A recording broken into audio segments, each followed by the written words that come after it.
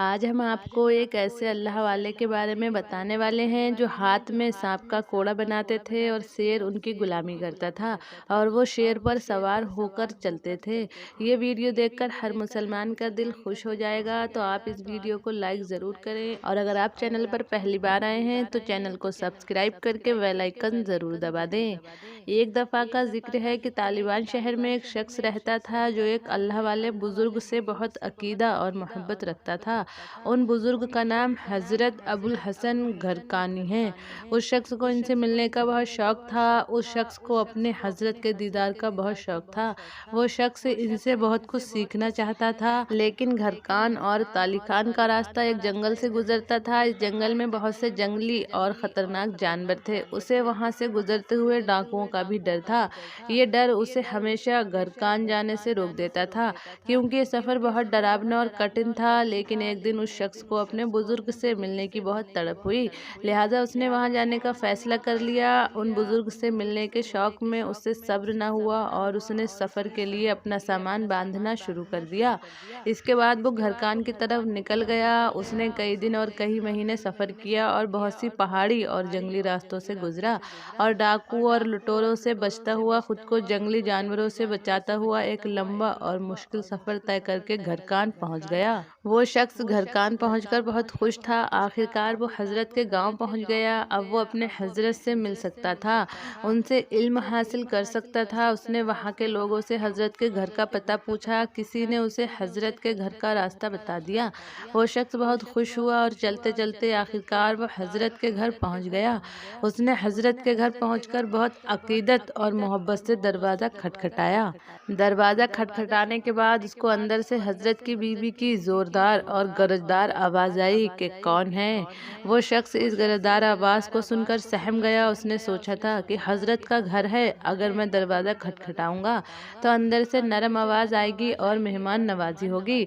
उसने कहा, मैं तालिकान से आया हूँ और मैं हज़रत का अकीदतमंद हूँ और उनका दीदार करना चाहता हूँ, उनसे मिलना चाहता हूँ। तो अंदर से उस औरत ने इसी गरजदार आवाज़ में कहा, ओ पागल इंसान, तुम्हें क्या ज़रूरत थी इस शख्स के लिए इतना लंबा और मुश्किल सफ़र तय करने की? तुमने शायद धूप में अपने बाल सफ़ेद किए हैं। तुम्हारी अकल पर तो मेरा रोने का दिल करता है।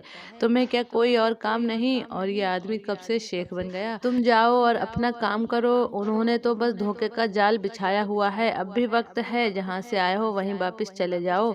अगर इसी चक्कर में पड़ोगे तो न दीन के रहोगे न दुनिया के। जब उस शख्स ने हज़रत की बीवी की बातें सुनी तो उसकी आंखों के सामने अंधेरा छा गया, पैरों तले से ज़मीन निकल गई। उसने कहा, हज़रत को देखो और हज़रत की बीवी को देखो। हज़रत की बीवी इतनी कड़वी और इतनी बदजुबान है। चलो, मेरे बारे में इतना बोलती तो कोई बात नहीं, मैं तो बर्दाश्त कर लूँगा, लेकिन हज़रत के बारे में इतनी कड़वी बातें। हज़रत के इल्म से लोग फैज़ हासिल कर रहे हैं और हज़रत की बीवी ऐसी बातें कर रही है। ये तो चिराग तले अंधेरा हो गया। वो शख्स हज़रत की बीवी की बातें सुनकर हैरान होकर उससे घर से वापस चला आया, लेकिन उसने ठान लिया था कि वो हज़रत से मिले बगैर नहीं जाएगा। आखिर उसने इतना लंबा और कठिन सफ़र तय किया था। वो शख्स लोगों के पास गया और हज़रत का पता पूछा कि हज़रत कहाँ मिलेंगे। लोगों ने कहा, आप जंगल जाएं, हज़रत इस वक्त जंगल में होते हैं और लकड़ियाँ तोड़ रहे होते हैं।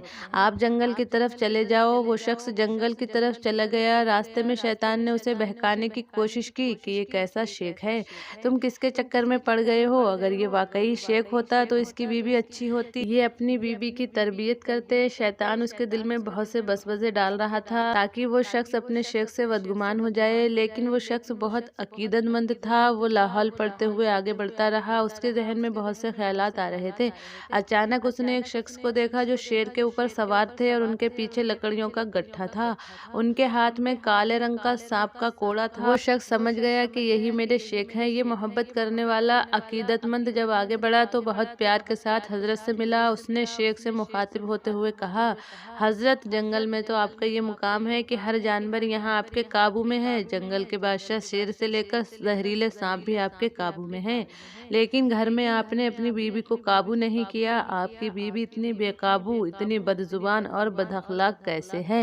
हज़रत, मुझे ये माजरा समझ में नहीं आया। हज़रत ने बहुत प्यार से जवाब दिया, ऐ अल्लाह के बंदे, अपने फरेबी नफ्स और शैतान की बातों में ना आओ। हमारा और हमारी बीवी का एक साथ होना नफ्स की ख्वाहिश नहीं, बल्कि अल्लाह का हुक्म पूरा करने के लिए है। और ये याद रखो, हम ऐसे बहुत से लोगों का बोझ बर्दाश्त करने की कोशिश करते हैं। तुम बर्दाश्त करना सीखो।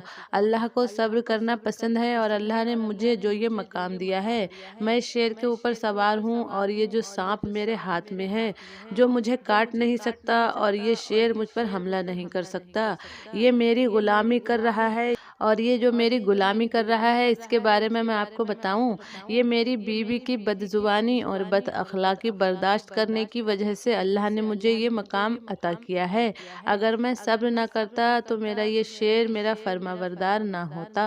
तो प्यारे मुसलमान भाइयों और बहनों, हमें हर मुश्किल में और मुसीबत में सब्र करना चाहिए। अल्लाह सब्र करने वालों के साथ है और उन्हें उसका फल अता करता है और उससे ऊंचा मुकाम देता है। बेशक इस किस्से में तमाम इंसानों और मुसलमानों के लिए बड़ा सबक और इबरत है।